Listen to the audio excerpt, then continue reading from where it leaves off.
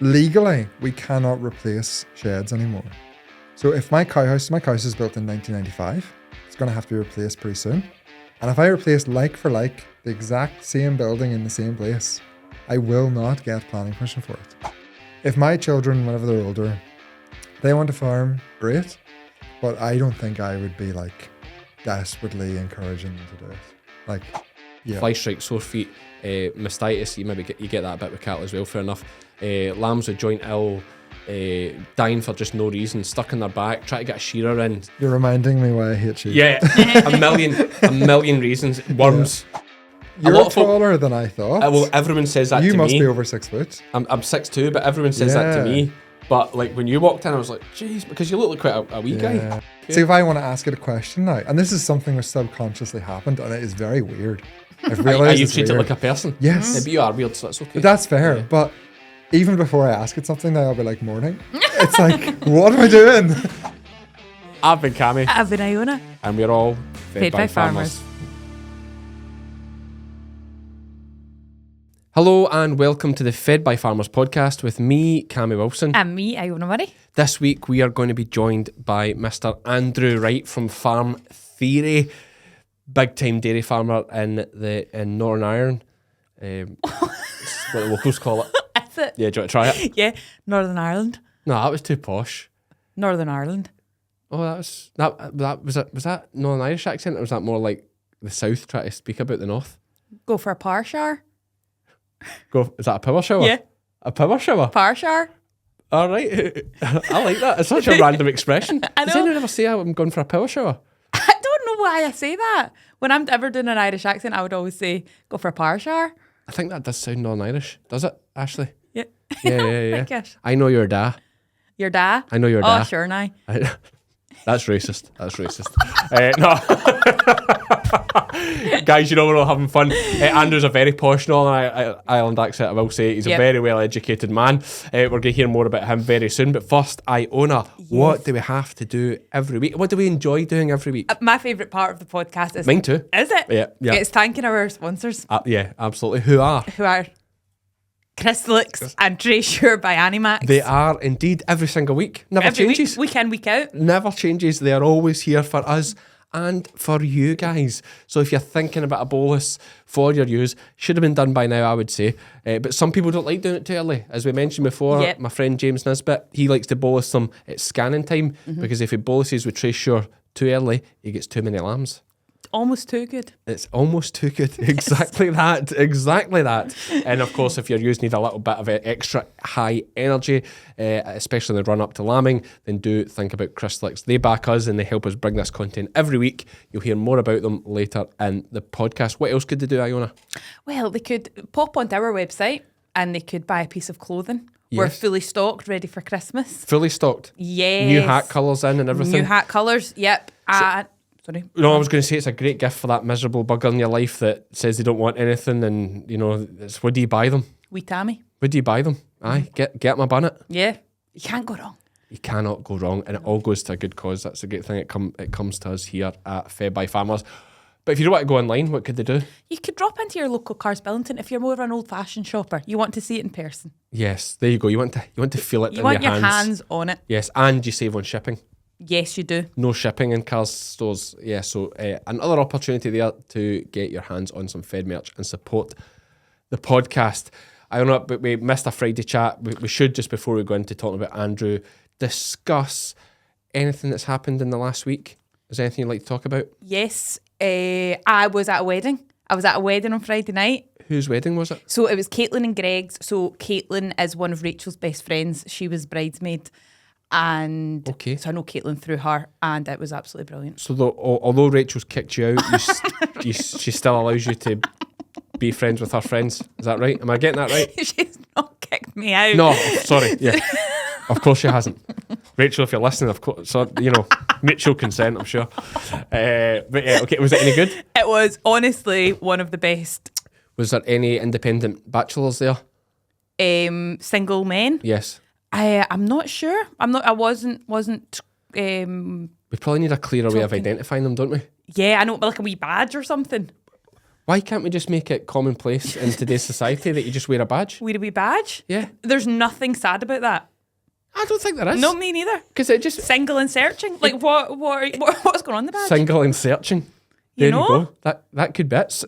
Searching seems a bit... No, let's just have... It needs to be subtle. Like, do you know that way? Is it not something like if you wear a pineapple badge, it means you're a swinger?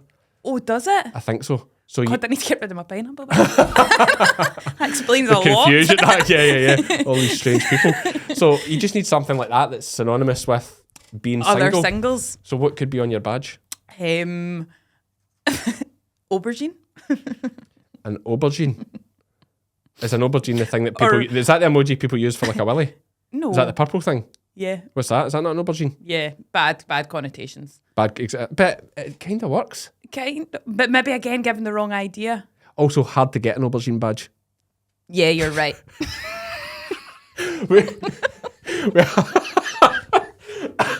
we have to think of something that's easy to get. Yep. So, what about a poppy out of season? Yep. Confusing during November though. Oh, that's maybe the kind of time you're searching lead up to Christmas. Yeah, okay, right. Guys, if you're listening, please do drop us in an idea for what kind of badge could you wear to show that you're single at events like a wedding. I think it's a good thing we're on to. Yep. Because it takes out that, and also the fact you're wearing it means you're open to approach. Exactly. Do you know, you can be single. I mean, it's not a requirement to wear the badge. It's optional. Can we just say it's not a law I'm bringing in? So if you decide, you know what, tonight... I'm just going to be with the girls. I just want to be with the girls. Yes. Yeah. Not for me. Do you know what? I'm going to buy my own drinks tonight. Yeah. Then you don't need to wear the badge. Yes. But if you think, a few days to payday. Yeah. I don't want to buy my own drinks. Feeling a bit chancy. A bit goofy seems to be the expression now. Oh, is it? What does that mean? I have no idea. I've not heard of that. Goofy. Goofy seems to be the thing. I think it comes from this comedian on TikTok. Right. Yeah, and he asks people if they're goofy. Right. Yeah. Do we know what it means? No. I'm guessing it means into weird things. Back to the pineapple chat. Oh, okay. Yeah. So, right. Guys, let us know what badge Iona can wear at future weddings. Anything else happen? At the wedding or just other things? Other things. Well, did anything else happen at the wedding? Well, there's a saxophone player, 12 to 1, best hour of my life. 12 to 1? Yeah. Right, okay. So you know, some weddings finish at 12 and then also the last hour kind of people are leaving. Yep. 12, saxophone player comes on, starts like club classics, old school songs come on, him on the dance floor, playing the saxophone every day, up, dancing. They do that one that Lovely Laura does on Facebook, that Save Me. Yes, yeah, that one. Yeah. That's a good saxophone one. Okay, 12 to... That's unique. I've never been to a wedding like that. It was brilliant. It was at Dumfries House. Okay. Yeah, really, really Is good. it Dumfries House or is it Boswell's Coach? Where is it? No, Dumfries It's House. actually at Dumfries House. Actually at Dumfries House, yeah. Okay. Really, really good. What about you? What have you been up to? This past week... Been a wee bit under the weather? Yeah, I was absolutely hammered with the man flu. But apparently it's going about four times as many hospital admissions at this time of year as it was last year. And apparently the flu season's hitting now, whereas last year it was end of January. Right, okay. So positives are we're getting out the way early. Yeah. Would you ever have a flu jag? Nah. Not a jagging kind of guy. Neither am I. Yeah, I'm not going to go all anti-vax because I think some of them are very important, especially for kids. But yeah, I'm not. Not at my age. When I'm older, definitely. Yeah. I think it will save lives. Like a flu jab would save lives. Yeah, totally agree with it. Just for me, I just like take the hit and shake it off. Hopefully, which I have done. I'm feeling better now. Moving forward, we sold some lambs down at Melton Mowbray Market. Right. How did that go? It went very well. Trade is very good. So we have lambs down there, and it watches the Sheep Game YouTube. We've got lambs on broccoli down there. We sold our first 135. They averaged, I think, £141 per head, and nothing went down over 40 kilos. They went down between 28 and 49 kilos. The heaviest ones were 53 kilos. They were just drawn by hand by the boy that's looking after them down there. So yeah, got 135 away. It was good check-in. Every little helps. Bills to pay. Did you say on broccoli? Yeah. Right. Either just on broccoli crops. I think the idea is that it's the broccoli supermarkets don't want. So supermarkets take what they want. Yep. Or anything that's not developed well enough or surplus to requirement just gets left and then the sheep eat it. Right, okay. I think that's what happens. Yeah. So, and it's pretty and good you get crop. quite a good deal because it's just, it needs to go anyway. Yeah, it's well priced. Like I think it's very fairly priced. It's probably similar to like very good grass up here, but the difference is it's hard to get. Yeah. It's hard to get wintering. So when you get the opportunity, I thought we'd try it, sent 425 down, try it and see how it ends up this year. And we'll keep you guys updated, especially more so on the YouTube channel for the sheep game. But anyway, should we hear a bit about Andrew Wright? Yes, let's do it. And then we will discuss what's happening next week at the end of the podcast. Let's do it. Here is Mr. Andrew Wright from Farm Theory, huge on TikTok, huge on YouTube as well now. He is very geeky, very sciencey, and we talk about probably not enough dairy farming. I would agree. Yeah, but we talk about some weird things, including the apocalypse. Here we go. Like I what? care less about the detail. Give me one example. One look at the website. Yeah, the website's rough, but it works. It works, that's one thing, does it not? I know, but you were asking about how you... Yeah, I wanted an example and you gave me one. Yep. And then I argued with that example. Yep. You two bickering is the best part of the podcast, by the way. well, we've actually started. Yep. We just do that. That's good, I like that. Do you know what? I've started the kind of Joe Rogan thing where if you ever listen to a Joe Rogan podcast, which I don't do many of, I must admit, but I listened to the recent ones with Trump and who's the other guy? JD Vance. Trump on the podcast. Yeah, Trump did a Joe Rogan podcast. 3 hours. Yeah. The JD Vance one was much better. Yeah, I'd say JD Vance is, well, he's obviously younger, but slightly sharper, I suppose, as well. And yeah. Definitely. I did see a clip on, in fact, I was going to talk about a clip about something Theo Von said, but I don't think this is the place. Okay. Theo Von is very funny, though. Who is that? He's just this guy, man. He's just like a kind of surfer stoner. He's a weird... It's weird he's been so successful, but he's very likable. He's very likable. What does he do? Like, how's he famous? He's weird but likable, just like Cammy. He says... he says such random... We should get that on a t-shirt. He says such random things. Like, I was listening to one the other day where he's retelling a story from when he's younger. Mm-hmm. And he was like, there was this dude and he'd have been like a neighbour if he lived closer. It's like, just stuff like that. It's just a great quote. Like, he'd have been a neighbour if he lived closer. Yeah. Like, obviously. His podcast with JD Vance was better than the Joe Rogan one. Was I it? don't know if you listened to it. No, I haven't heard that one. It was fantastic. Was it? Yeah. I saw the clip. That's the clip. I'm just going to say the clip I saw. Yeah. I saw the clip where he says to JD Vance, what's happening in this country? You can't even do cocaine anymore. I know, yeah. That was from his podcast. Yeah. And the clip, it just totally catches JD so Vance funny. out because he just busts out laughing. He doesn't know what to say.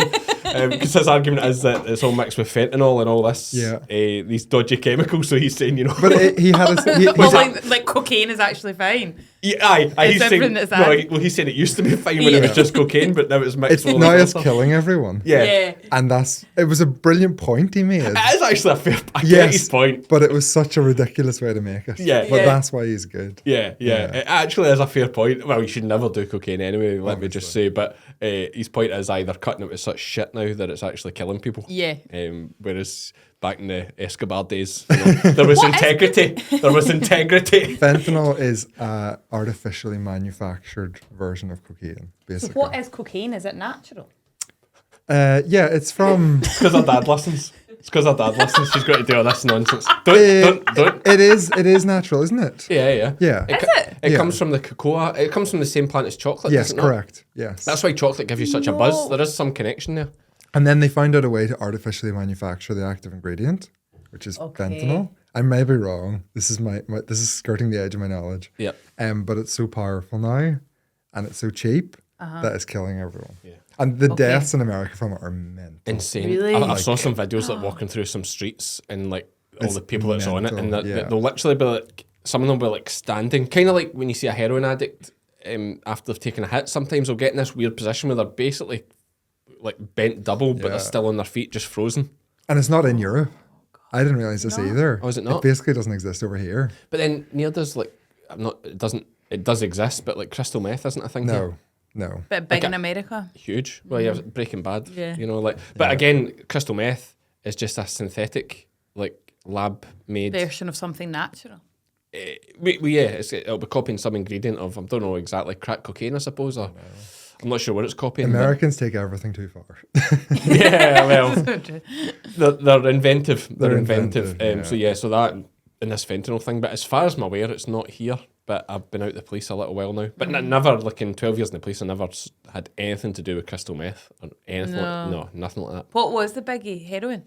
Heroin. Was it? Oh, heroin's massive in Scotland. We have more drug deaths per head of population than any other country in Europe. No way. Yeah. Scotland's the drug death capital of Europe. I suppose we are around Glasgow. It's Glasgow. It is Glasgow's Glasgow. got to be Yeah, the hotspot. I know, but Glasgow is. We still do love Glasgow. Do we? I do. Okay. Well, no, I worked here 12 years. I can't say I love it. I get trauma every time I think about it, but heroin's a massive thing. I live a very sheltered life. I've realised this. Do you? Yeah. But a lot. Okay, let's talk about Andrew. In a minute. I'll talk about me just now. But I actually realised when I joined the police, like how sheltered a lot of people's lives in farming is, because we're so lucky that we only need to keep our circle small, and a lot of us don't need to go that far over the doorstep. We have no point of reference of what other people's lives are like. Well, how many times does a farmer need to go into the city? Yeah. Like, and all the worst things are in cities. Well, there's lots of great things too, but it all congregates there, because that's where it's easy to rob people, it's easy to beg, it's easy to steal and it's things. a denser population. Yeah, but that's why all those things are easier. You know, it's easier. What I mean. Yeah. So like you find that a lot of things congregate there. A lot of problems. So yeah. My wife's a speech therapist, and I refused. She's not allowed to tell me any sad stories about what she has to deal with. Is that right? Yeah, because it's it affects me too much. Yeah, I'd rather just not know. Yeah, I want to live in a little fantasy land where everyone's happy. Me too. Yeah. It's like if I ever come across a video on social media that's like someone has had a terrible accident or something. It makes me feel so guilty for being able-bodied, and I can't watch it. I just feel pure guilt. Like it's like. But you should change the guilt into gratitude. Yeah, oh well, there's definitely a bit of that, but yeah, no, it's the guilt. I feel that's poor person. Like, God, I've got it. So I'm moaning about X, Y, and Z. It's like get a grip. Perspective. Yeah. Anyway, speaking about moaning, we have Andrew Wright with us here today from Farm Theory. That's a great intro. I thought that's my tedious link. Well, just thinking about you whenever you talk about sheep, really. Yeah, fair enough. Yeah. Particularly, but Andrew, tell us a bit about what you do. Well, I am primarily still a dairy farmer. I keep being introduced everywhere as off TikTok now. It's like, I'm a dairy farmer. I also do a little bit of tech on the side, like a little side business. And then I've started making videos recently. Well, recently, like 2 or 3 years. And that's taking up more and more of my time. So that's probably a big chunk of what I'm doing at the minute. And were you born into a dairy farm? Yeah, so I'm the oldest of 4 boys. Right. And growing up, none of us wanted to farm. We were all actively encouraged not to farm, which I understand. But got to go into uni, decided to do agriculture, finished that, and decided to give farming a try, and done it ever since. So, but you're very different than a lot of I was never dairy meant. farmers. I was never meant to be a farmer. Yeah, like I never wanted to farm. Whenever I was a teenager, I wasn't out in tractors. I was inside playing computer games or like doing nerdy stuff, playing board games. I'm like an accidental farmer. And the reason I decided to farm was because I was like, hold on a minute, there's this like £4 million capital asset. I might as well use that. And it's the business stuff that really interested me. So what sort of things have you implemented business-wise? So when I first came home, I'd done I suppose like a benchmark of where our farm was at. And because at uni you're taken to see all the best farms, I thought we wouldn't have been that far down, but we were pretty far down the benchmark list. And then in my head it was like, oh well, this will be easy to change. So a year I'll have us back up to like the top 25%. But it took like 7 years to get to change the business and to actually improve the performance. And it was just way more difficult than I realized. But in anything in life, if it's a challenge, it's also very satisfying. I actually really enjoyed the struggle of trying to make the farm profitable. Yeah. And is it profitable? Yeah, it is. Yeah. It's not worth the capital you have tied up. No, and that's the big argument that we're all having just now with the government over this inheritance tax. Yes. If you had a brain, you would sell it. Yeah. And use the money for something else. I said that exact thing. It doesn't make any sense. It doesn't make any sense. The only reason farmers keep the asset is in case their children want to farm. And also a lot of the time there's a feeling that, it's been passed down the generations. Oh yeah, definitely. That is a huge part of the motivation. Yeah, it's emotional. It is. It's emotional. And I said that if you actually showed it to a business the example, I've not made this video, but I'm tempted to put this on social media. I just don't want to stoke any more I hate negativity and Yeah, no, you bad have to be feeling, but careful, I'm getting really annoyed with some of the things I'm seeing from the people in the public, what they're saying about farmers, like, because they're getting upset about the inheritance tax, and they're so far off the mark, you know, the millionaires, this and this and this. But here's a way to look at it. Every other essential service, your electricity, your gas and oil, fuel, your water in England, I don't know what it's like in Northern Ireland, Scotland's still publicly owned, but in England it's privately owned. Every other essential service is owned by big money. Yeah. Except the food production. Now, in some instances it is, you know, there is examples of that, maybe some of these vertical farms and all this kind of stuff. But generally speaking, like the food production is still done by the little guy. And I really believe that's because they look at what you need to spend to buy a farm. Oh, it makes no sense. And what you could make back.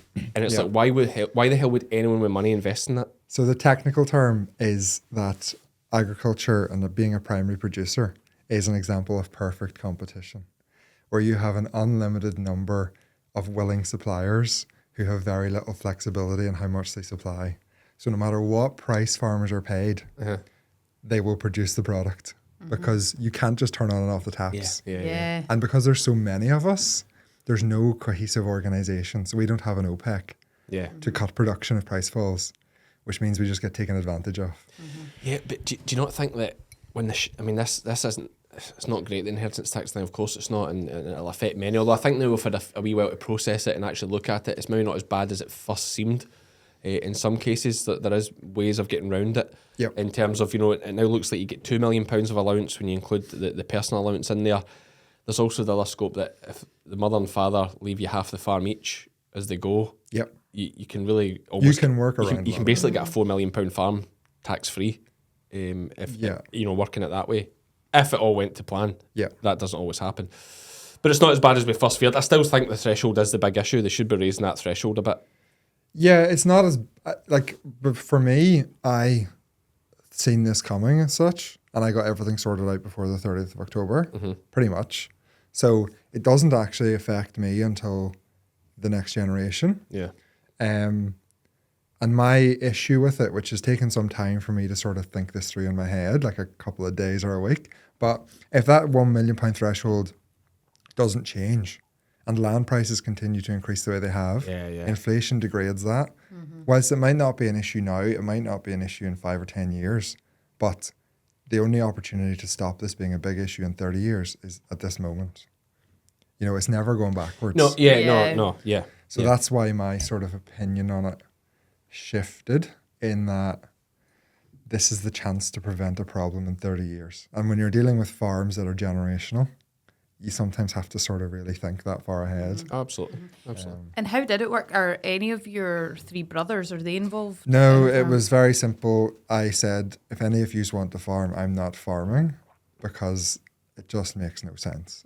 It's hard enough to make a living out of it with just me. If I know having like someone else there full time would be great, but it was if you want to farm, you farm. I was never that wedded to the idea. I think that was a good attitude to have, to be honest. Oh, so they're totally out of the business. It's just your name on the deeds. Your name on the deeds now. Yeah. Okay. Pretty much. My dad still owns some of it. Yeah. But you must have had to pay them out to get them out of it. No. Just like no bother. Yeah. No. I have 2 children at the minute, and if one of them wants to farm, it'll be going to one of them, because it's a capital asset, but it's not going to be sold, so there's no actual value in it. Yeah. And exactly. This idea, I said this time about kids. I get it that some people think, you know, I imagine if I was a sibling and my brother got all of the farm, you'd be thinking that's very unfair. But until you've actually had to work on a farm to try to make a living, you don't quite grasp that it's actually probably unfair to have to farm. I think that's a great point. I think it comes unstuck if they did sell it, then surely then they'll definitely do something. Yes. But if it is agreed that it's not been sold, as it should be, as it often is, then it's not worth anything. You're right. Yeah, and like, if you have a fairly, like, there's plenty of opportunities for people. All of my brothers have done well for themselves. That takes a lot of the issues out of the picture, because they've almost definitely earned more money than I have. Yeah. Because they've not went into farming. Yeah. So it sort of balances it out a little bit. Are they all quite smart? One of my brothers is probably the bottom of the pile. Okay. The third, but they're pretty smart. Yeah. We're a very competitive. He's at the bottom household. of the smart pile, though. Yeah, He's in that smart category. He got the best A levels, but he is definitely not the most switched on of the brothers. Okay. It says a lot about education. Yeah. But Do you go to private school? No. Okay. We're all very competitive and give each other a lot of abuse. Yeah. So No, that's good though, brothers. it is That's how good. it should Yeah, be. it is. That's how it should be. But in an interesting, this is a random wee tangent I'm going on, but I think a lot of people who watch your content on TikTok and YouTube under Farm Theory, of course, I don't know if you even said that yet, is it, what height are you? 6'4"? I'm 6'5.5". Tall? Tall man. You're taller than I thought. Well, everyone says that to me. You must be over 6 foot. I'm 6'2", but everyone says that to me. But like when you walked in, I was like, "Jeez," because you look like quite a wee guy. Do Because you hold the camera up. It's all about perspective. Yeah, it is because you're like me. You hold the camera up a bit higher, I suppose, when you're. These shoes when add you're an inch as well, so that's. Well, plus we only see you next to big tractors and stuff. Whereas Yes. you see me next to sheep. I can reference people off sheep a lot easier than I can off tractors because I don't know what a big, is that a big tractor or is that a small tractor? Is that a big guy? Is that a wee guy? I just can't tell. No, tall people freak me out. It's one of the weirdest. It's one of the weirdest things about being tall. If I meet someone my own height, I am like so intimidated. I'm like, whoa. And other than that, I never notice being tall. I'm just so used to like everyone is short. Yeah. So, just looking down on people all the time. Are all your brothers tall? Not as tall as me, no. And actually, one of my brothers is really short. Really? Yeah, it's very confusing. My dad and my mum are both short too. But both my grandas were both tall. Well, I was going to ask you about the postman, what height the postman was, but it must come from the grandparents. I think it comes from my grandparents. Crystalyx Extra High Energy Feed Blocks have been providing high energy supplementation to ewes, lambs and rams in the UK since 1978.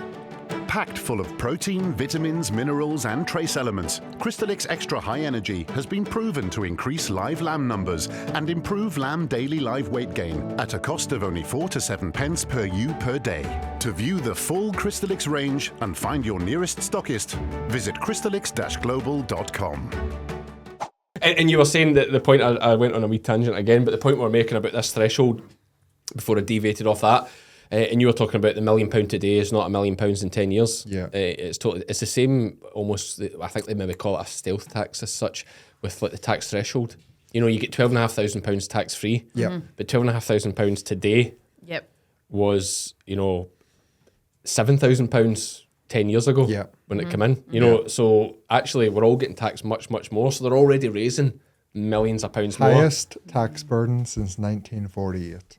After World War II, there we go. when the country was bankrupt. Yeah, but I could almost caveat that a wee bit. We were all told during COVID that we were going to have to pay for it. Everyone's like, free money, yes. Yeah. And it's like, now everybody's raging, we have to pay it back.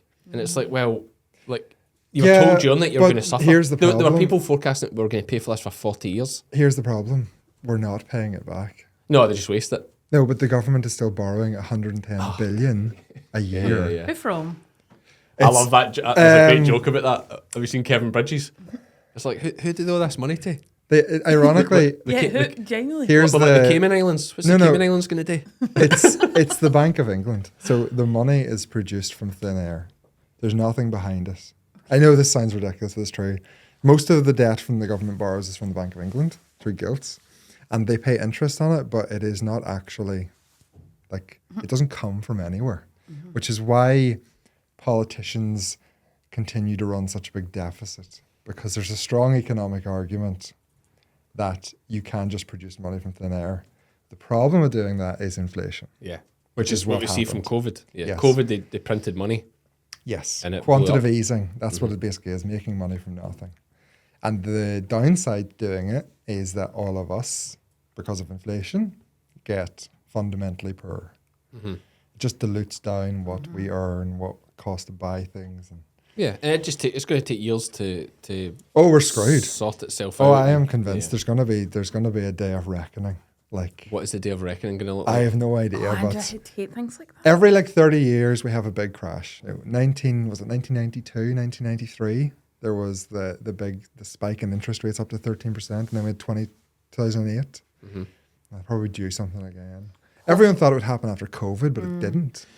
Well, conspiracy theorists here. We are turning into a Joe Rogan podcast. This is a good podcast. Yeah. I read an article on Sky News or something like that about Warren Buffett. Yeah. Has sold off. He's all his assets in cash. Yeah. Yeah. So who's that? So Warren Buffett's he's probably the most famous investor. Okay. He runs Berkshire Hathaway. The biggest investment firm in the world. Yeah. Right, okay. And he's selling off stock like mad. And like holding cash, which is unheard of. 253 billion in the bank? Yeah. And basically that's like it should be. The articles, every bloody news article these days is scaremongering. Like that's no, but all that's news is scaremongering. backed up with a fact. Well, But he sorry, has done that. So why do we think he's doing that? Because he's expecting a crash. Yeah. Right. So he's getting out in cash in times of disaster. And Cash is king. what happens just before a crash is that things don't make sense and things like increase at ridiculous rates. And I was only looking at this morning. In the last 3 months, Tesla stock has increased by 100%. That's maybe a bad example though. But Because folk are it's- moving electric. It's people no, just... it's because Elon Musk is Because he won the election. basically everybody now thinks Elon Musk has they're definitely going to put tariffs on Chinese electric cars. So basically, Elon Musk is Trump's right hand man. Elon Musk basically, I'm not saying he did, but he had a major impact in winning the election. Huge impact. Yeah, Right, okay, major okay. impact. And of course, but he's going to get favours back. So if the guy that owns that company is the right hand man to the president and can basically influence policy, of course his company's going to go up in value. So I don't think that's a perfect example. Yeah, but there's lots of examples. Like if you had money in the S&P 500 for the last year, you're up a lot. I don't know the percentage. Yeah. But it might. There's the thing with financial crashes.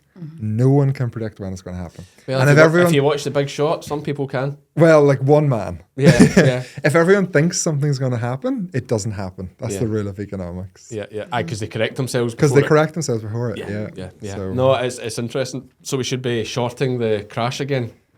I just stay out of it, to be honest. Yeah, no, you're right. I feel Stick to like milking I feel cows. like I'd lose a lot of money. No, absolutely. So there's a good bit of scaremongering there. I know. To go. But yeah, no, I did see that Warren Buffett had cashed out a lot of his things. And it's, My brother's very big into the stock market. Right. Yeah. So Does he make money at it? he made a lot of money at it, yeah. Oh, good. Yeah. I wouldn't know where to start, to be honest with you. I feel like it'd be bad for me. Anyone I've seen has said, like, if you don't know what you're doing, you just stick into an S&P 500, like an ISA or something like that. Yeah. I feel like I'd think I know what I was doing and I'd think I knew it was going to Is happen. that not mostly about your whole life? And then I get it wrong. Yeah, pretty much. Yeah. That's the problem. read some of the comments. Overconfidence I read some of the comments. would destroy me on the stock market. Yeah. I'd be like, every penny I have plus debt into this share and then it would crash. At least when it's farming, you can just reseed that field that you've butchered by putting cows Yes, out too exactly. early. You can recover from your mistakes much easier. Yeah. So back onto the farm, you haven't said, how many cows do you milk? We're milking about 190. Right, okay. And we have about 450 animals. Is that big for, that would be big for Northern Ireland, is it? It's fairly big, yeah. I've no desire to grow the farm. I think I want to just run it at that level pretty efficient. But make it more efficient. Yeah. And do you do the milkings? No, pretty much not anymore. I have a lot of staff that help me out. Okay. How many staff do you have? Well, today there will be 4 people on the farm, but one of them was only milking in the morning. Okay. And then the other 2 are there half day. And then one of them's back this evening to milk. It's fairly typical. Just gives me time to do the tech business. What's the tech business? I make control systems for a company. I make my own like GPS systems and stuff.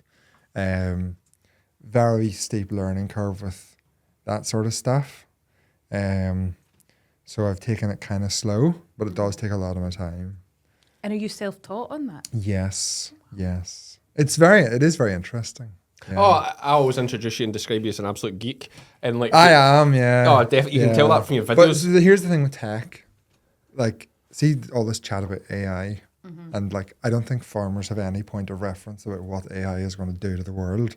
But because I build tech and I write computer code, I get to see firsthand what ChatGPT has done, and it is mind-boggling. Like, I mean, I am 3 times more efficient at writing computer code today than a year ago.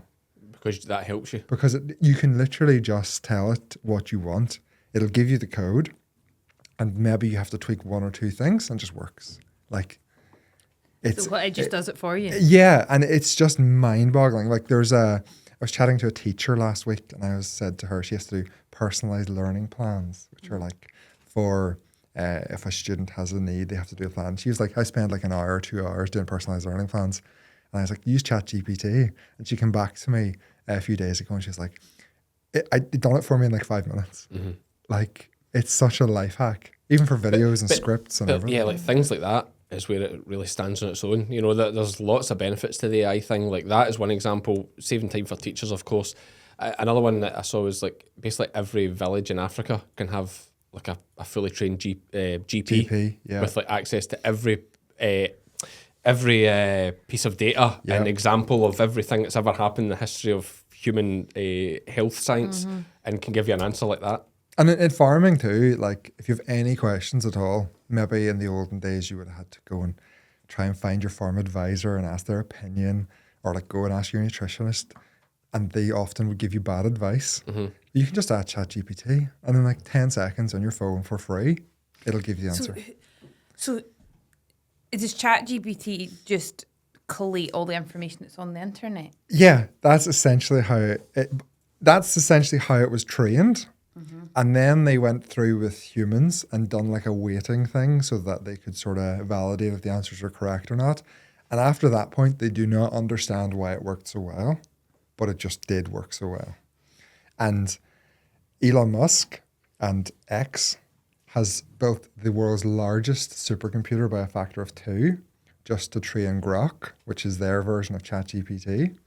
And they're planning to double it in size again. Now, like Microsoft is building nuclear power plants to power data centers to do AI. Like the money going into this is mind-boggling.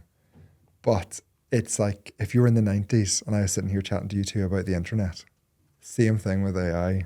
And it's actually true. Yeah, we're all like, me like such a that's, funny. yeah, But that's not pe- going to Tell take me- off. Yes, That's not going to take but off. that attitude, Internet, I would be very skeptical about things. And I would have been like, people have been saying AI is going to change the world for 10 years. Yeah, ever since Terminator. I've always seen Terminator. But since I've started using it, it's like, this is the real deal. Like, have you listened to some podcasts about it? Yes, a lot. I listened to the podcast. It was maybe on Leading with the Rest is Politics. I've just forgot where I heard it now. Basically, the guy that developed it for Google, I think. Okay, and then left because he said it was getting too scary. Yeah. Oh, really? Yeah, and like so interesting.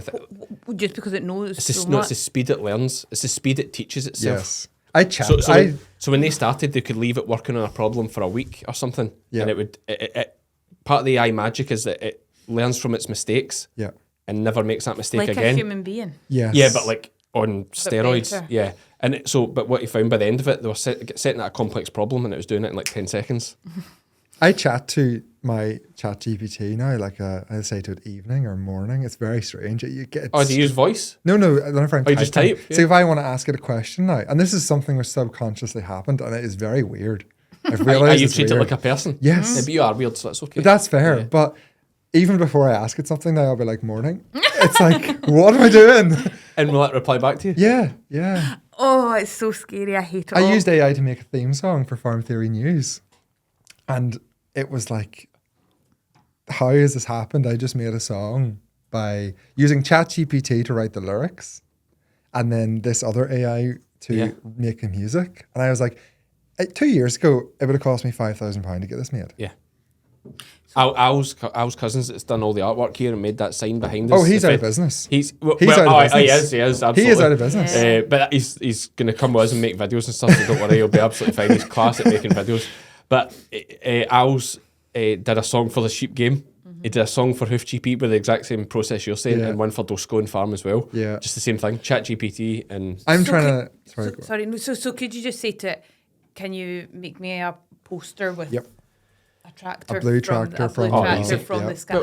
Well, like Could you? it makes people as well. There's no examples here, but I made a few images of Donald Trump in like with a bunch of UK farmers as a UK farmer, and it was incredible. Yeah, pouring a cup of tea.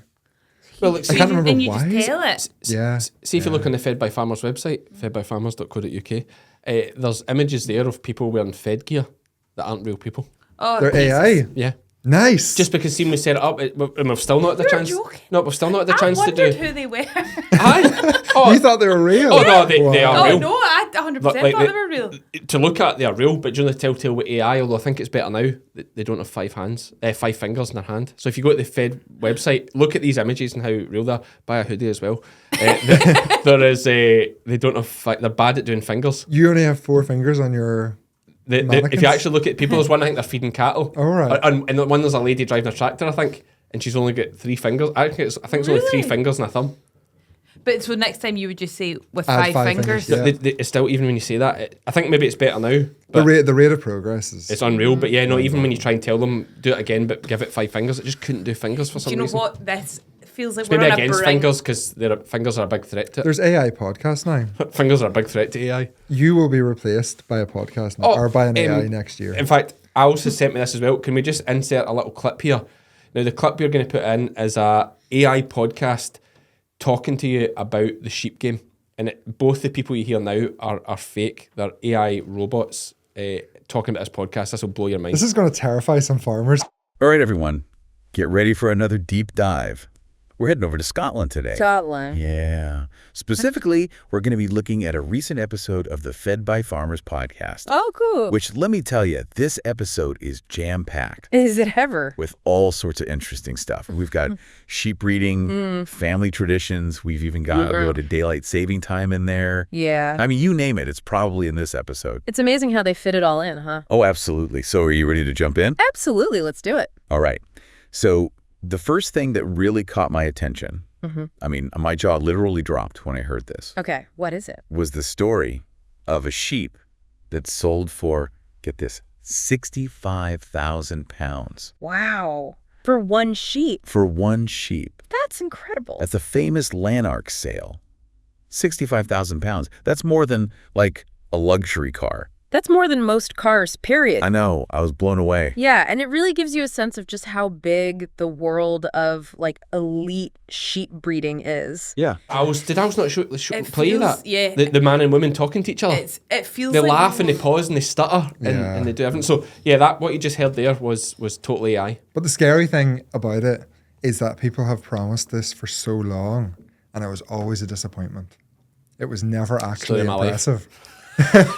Sorry. There you go. But now, in the last like 18 months, it's just like exponential. It's just went off like a rocket. It's mental. Yeah. Oh no. So then, I was screwed. How are people spending their time though? I just feel like AI People will do haven't- everybody's jobs. No, Yeah. not everybody's job. Not everybody's job. Just makes people more efficient.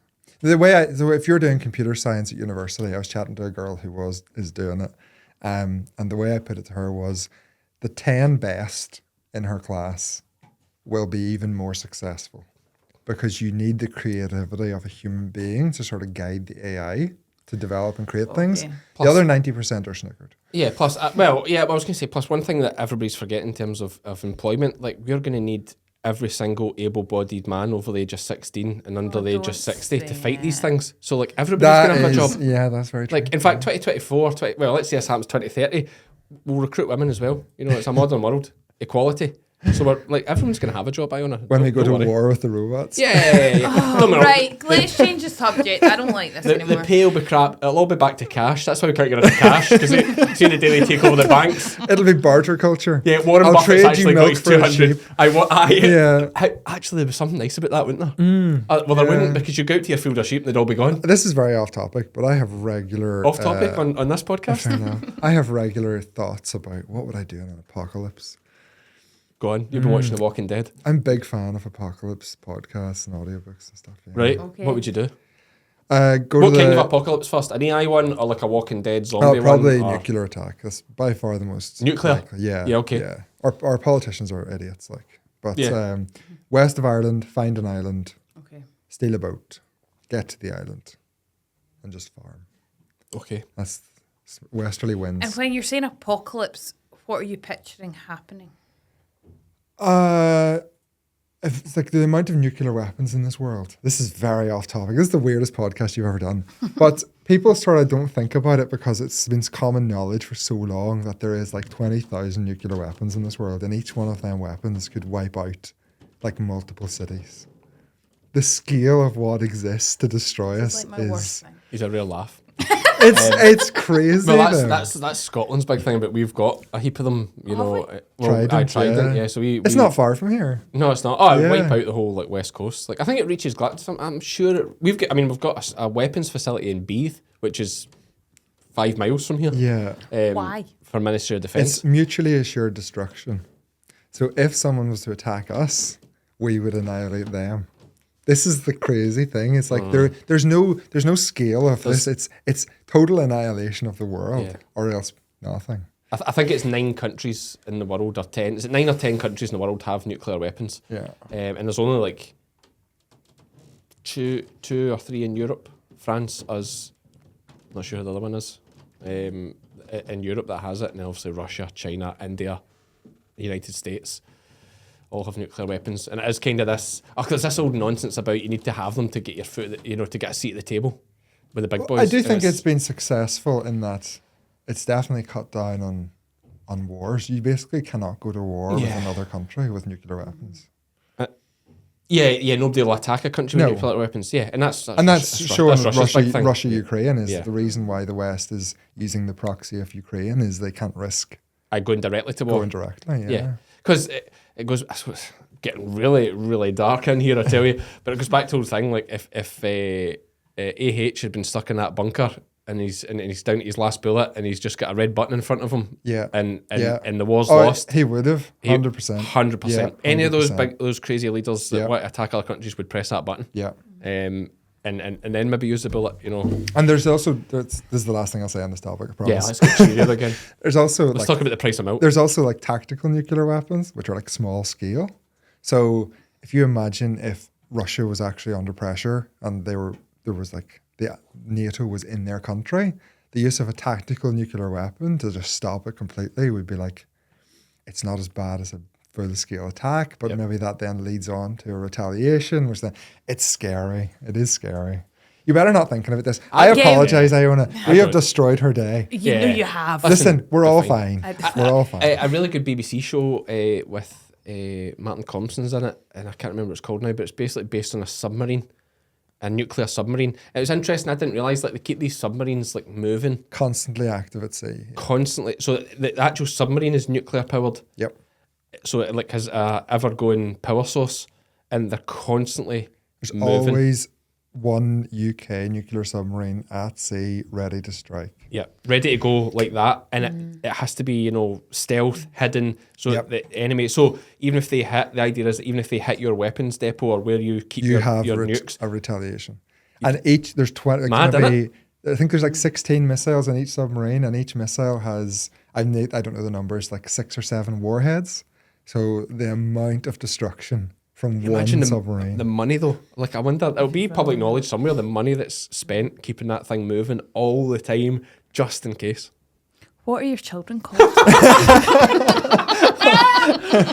Ezra and Cecilia. Ezra. That's such a lovely name. George Ezra. Do you like George Ezra? Is that what that is? No, it's not from that. What's Ezra? Is that an Irish name?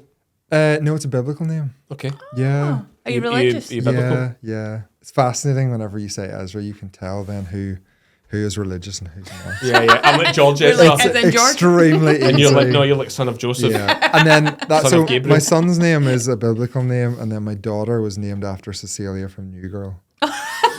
Balance. CC. Balance. She's called CC. That's Balance. like, yeah. Cece. Oh, that is so Do you good. go to Cece church and all that? Ezra. Yeah. Oh, do you? Every Sunday? Yeah. What's the Sunday. religion over on Northern Ireland? Jeez. Yeah, let's go Price of from milk. nuclear apocalypse into the religious divide of Northern Ireland. Yeah. What is the price of milk? We're Baptist, which is Protestant. Right, okay. Yeah. And are you in a Protestant area? No, extremely Republican Catholic. Yeah. Okay. I'm from Oma. So Oma. yeah, so it's a very heavily Catholic area. Yeah. But I mean, things these days can't be. I mean, the seas They're don't not fit as And bad. farmers will be all right. Are they not? Like farmers are sound, or is there quite bad? Yeah, in the no, farming like community? there's no animosity anymore. Yeah. Like I think everyone. It's all mixed together at a livestock market and that. You don't, Yeah, You don't have yeah. sections. But I mean, like our schools are still segregated. Right. Like, Is it? in Oma, we have a Protestant subway and a Catholic subway. You know. Subway, as in a train. Yeah, like no, it's in like where you buy your sandwiches. Well, that's a fair assumption. We don't have a subway in Oma. Oh, that's I'm laughing at you. I'm not laughing at you. I'm laughing at the fact that it's a shop. So it's like Honestly. everyone gets on, but you still have your little cultural things, you know? So you've got And how do you know what Subway? Because there's Catholic schools and Protestant schools. yeah, but how do you know what Subway is the Catholic So the one? subway beside the Catholic schools is called the Catholic Subway. Right. It's just common knowledge. Yeah, it's just common knowledge. It's not like that's So, it's not like that's the reason like the this Protestant is- one's like orange. No, the orange no. sign. The reason this is in my head is because last week I went to the Catholic Subway and I was telling my You brothers. rascal. I was telling my brothers I went to the Catholic Subway this week. Absolute madman. No, this is me. I'm unbiased. It's not as good. I'm not joking. They don't do crispy onions, but the Protestant Subway does crispy onions. What is your Subway order? It's usually bacon, chicken, extra cheese, a little bit of salad, not too much, and then because of the Protestant Subway, crispy onions. Yeah. Northern Ireland's a fascinating place. My wife's claim to fame, like her interesting fact, is that she has seen 2 bombs explode in her life. Is that right? Yeah, she lives on a hill overlooking Oma, and she's seen the Oma bomb after it detonated. And then she's seen a bomb which killed a police officer like a mile from her house after it detonated. Yeah. Oh yeah, people don't realize like She didn't see it explode though. She saw it. She saw it after. afterwards. Yeah, immediately afterwards. But when you come from Northern Ireland, every single person has like a story from like from the Troubles. And mine is that my grandfather, his business was bombed, and only that they were out of the house, they would have all been wiped out. My mother was 2 at the time, and then. A couple of years later, he found the petrol pump lying in a farmer's field. The farmer was ploughing the field and found the petrol pump. And he was the front page of the newspaper whenever he was like 65 or 70 with this old tattered petrol pump that had been blown up 20 years previously. Mad. And we have a lot of American listeners who might not know anything about what we would refer to as the Troubles, but the brief summary would be it's a serious religious issue between Protestants and Catholics. Going back for bloody years and years and years. Like 100 years. Yeah, and all part to do with obviously the split between Republic of Ireland and Northern Ireland. And Northern Ireland. Yeah. Would it be fair to say fairly fueled at times by the British government? That's fair, yeah. Getting involved and probably stoking a bit of unrest to benefit their own ends. Yeah. Is a big thing. That's why there's a real issue with the British government in Ireland. Yes, there is. For various reasons, you know, they've been pretty hard done to over the years, you know. But even since I was younger, like it's changed so much. Like there's way less of an actual divide between individuals. Do you not have a Sinn Féin First Minister? Oh, we do? Yeah. So Sinn Féin is my the local Republican MP Party. will always be Sinn Féin. Yeah, because you're in a Catholic area, I suppose, or but like it was said at the time when the Stormont was set up, there would never be a. Yeah, politics in Northern Ireland is it's so insane that I just don't even follow it. I just stay out of it, and I'm like really into politics. But with Northern Ireland politics, I'm just like. So we get a real row. Someone commented saying, "Cammy, I think I said that there would be a united Ireland before there would be an independent Scotland." And someone went absolutely mental in the comments about it. Yeah, I wouldn't ever say that. Yeah. No, so you think you I don't think think so? No. Even though the First Minister doesn't matter. It's pro that. You're gonna get a heap of comments now on this video saying that I will be. No, but that's I don't okay. mind. I'm a big fan of people should say what they think. Yeah. I mean, my thinking is that the independent Scotland thing is very unlikely to ever happen. So that's why there's more chance of the Republic. In Northern you Ireland, obviously feel the same in way Northern about Ireland now things have improved a lot. Generally, there's like peace. I mean, it's still ridiculous compared to the rest of the world, but generally it's. And but you say that it's not. I mean, the rest of the world's a shambles. Yeah, but Northern Ireland used to be included in that shambles, so we've improved a lot. But I just think that would just start everything up again. It would just cause chaos. Yeah, so better to just let it lie. I think so. Yeah. But Northern Ireland would never go independent of the UK. See, you'd annoy. It's like literally 50-50 Protestant or Unionist Republican. Yeah. So no matter what you do, you're going to really there's annoy going to be half petrol the bombs. people. Yeah. Right, we better get off that subject then. Yeah. Guys, it's really... it's interesting for me. I can't wait to see the timestamps of the what topics we discussed. It's AI takeover, nuclear weapons, the Unionists and Republicans in Northern Ireland. Well, that's one will cause a lot. And guys, I'm totally neutral. Like, don't get upset at me. I'm not picking any side or anything. No, so this is why it's good to have open discussion. I listen to podcasts from all sides of an issue, like with the American election. How many vegan podcasts do you listen to? No vegan burgers. So only when it suits you. Although, Okay. to be fair, I follow a guy on TikTok who is extremely radical vegan. I joined his live before to have like an argument with him. I do try and... It's not that Joey guy. I don't know what his name is. Joey He's like, no, I that don't know. Gareth what his name- fights with He all the goes time. live all the time. But my point is, I try and hear the other side, because if you can empathize with them, you can argue against them much better. Okay. Do you know what I mean? Yeah, if you know where they're coming from. If you know can- where they're coming Yeah, from. you You don't fall into traps that they're waiting to get you on. Yeah, I like it. I imagine you'd be good at the debate. I like to think I am. I don't know if I am. Yeah. Yeah. A I master do debater. love an argument. Yeah. I see what you've done there. That was very Yeah, I like good. that. No, I do see that with your TikToks and stuff. You'll like a little see, side comment yeah. and you come back at folk. But back onto the farm, I suppose, like what's folk like to know numbers and things like that. How much do you get for a litre of milk in Northern Ireland? Generally, we get paid slightly less than our GB counterparts. But at the minute, the milk price is very good. It's like 45p, 46p. Yeah. Okay. So it'll be a profitable winter.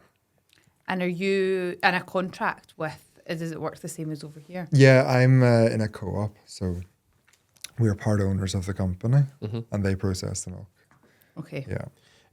Was it a company we'd know here? Like Dale Farm. Dale maybe Farm? not. Northern Irish Yeah, company, is Northern it? Irish company, yeah. Does your milk will stay over there? I take it doesn't come this way. Oh, it does, yeah. We mainly produce cheddar and the Yeah. biggest customer is Lidl. Oh, so it comes So over here all to the Scotland Lidl, and yeah. Okay. All How Lidl. good though that Lidl's using? Oh, well, Lidl Well, is... it's UK produce, Lidl's isn't it? fantastic. The Yeah, Lidl's like Aldi's 100 and Aldi, 100% British beef. Like, But Yeah. we had a Remember that NFU thing we went to, and it was like Sainsbury's and Asda, Marks and Spencer's. The amount of UK products they were using was so small. Tesco's the worst. Well, It's only like well, 50 I think something. Asda was the worst in Was that. it? For Scottish anyway. Okay. Yeah. Asda was the worst, definitely. Lidl's and Aldi was the best. But I tell you, we had a steak from Morrison's last night, Yeah. and definitely the best packaging I've seen. Fantastic, all Scottish, nice countryside in the packet thing, and beautiful looking steak as well. I must say, I think they were £5 each, Lizzie said, and it actually told you the breed Yeah. of cat. It was. I know you get Angus steaks and stuff, but it was nice because it was beef shorthorn. Okay. And I'd never seen that on a steak before, like beef shorthorn sirloin steak. It's Scottish beef shorthorn sirloin Yeah. steak. And I thought it'd have just made it if it could have told you what farm it came from. That'd be pretty Yes. amazing. Yeah. But it wasn't quite that far, but it was nice packaging. I've went off steaks. I went through a phase of having them every day for lunch. Right. And I had so many steaks that now I can't face steak. Going milk like prices. carnivore diet style or just... Yeah, pretty much. Yeah, not extreme. Yeah. Just Steak and eggs. Yeah, basically, yeah. It's unbelievable. And you said something Literally interesting life changing. about how good it is for you. Yeah. I've heard so many Why? people Oh say my about word. the mental clarity. I think and- I don't know, this sounds like a conspiracy theory, but I think I was deficient in iron. Oh yeah. And I started taking steaks to try and see if that helped. And it was like so much more energy. Really? It was such a clear, like, this is ridiculous. Now, there is a chance it's a placebo effect, you know. But I love a placebo. But- Even if it is a Placebo was a- placebo, exactly. it But works. see, if I don't have enough red meat in a day, well, it's not a day to day, but maybe like week to week, definitely notice it. Yeah. Oh, listen, I've spoke to people that have done the carnivore thing, and yeah, it's pretty miserable. But they say like their mental clarity as well. They're Yeah, just, like everything. 100%, They're yeah. full of energy, so switched on. I mean, is it not? It's a big thing. It's like too many simple, starchy carbs and stuff like that. Is their Yeah. biggest problem? Bread Yeah. and all. I know folk are like, oh, bread is great, and I eat hundreds of bread. I Yeah. had toast this morning, but I do understand the science behind it of like all that kind of stodgy stuff like that. Yeah, I It's think not I good need for to you. pay more attention to it. It's changed my breakfast as well to like 4 eggs. And I think definitely made a big difference. And you talked earlier, we kind of went off on a tangent again about farmers. One of our issues is that we keep producing stuff no matter the price we're getting. Yeah. But I think we saw a good example of that recently with the eggs, and that they have a lot more power because you can so quickly put a bird on and off. Yeah. You know, they go in such short cycles, the birds, Yeah. that if it's not paying, you just don't replace the birds. They drop out. And you switch the heating off. Yeah. And you drop out, and then once enough do that, there's no eggs. Yeah. And they come running back going, oh, here, take this money. And now most of them, well, they're on very good money just now, I believe, but most of them I think are on incredible money. Yeah, Yeah. good money. I don't want to overdo it, but good money, and they deserve it. But most of them I think are on a kind of tracker thing as well, where their profit margin is set to their cost. Okay. So they agree that the farmer is to make this much per egg. Yeah. And if electricity or whatever moves, the farmer, so it means the farmer can plan his business moving forward because he knows he's going to make that this year. I think farming has really changed in the last few years, and I think we're probably in for higher profit margins, but we're probably going to have to do more to get that money. And the expansion is basically impossible now as well. In Northern Ireland, you basically can't grow your farm. It's not possible. So there'll probably be more profit, but there'll be no big expansion like we seen 10 years ago, which is a big shift. But Northern Ireland, I think we spoke about, you obviously featured on our inheritance tax podcast, and we spoke about this, but you think a lot of people buying land in Ireland are businessmen trying to dodge inheritance tax? Almost exclusively. Yeah. Is that right? Yeah, where I'm from, I only really know my local area. Yeah. But the only people buying land are the really rich businessmen, or if you own an anaerobic digester. And it basically means that farmers in my area and in the west of Northern Ireland cannot buy land, cannot rent land. Land prices like over £20,000 an acre. Jeez. 20 grand. And you have to remember, you have to pay that off out of taxable income. So you have to pay tax on top of that. And then you have to pay interest at 5-6%. Your capital repayments are not tax It is deductible. factually impossible to buy land. Yeah. And if that's the case, then you can't expand your business. But surely these guys are buying them to hide money. Surely they rent them out to farmers to keep them farmed and...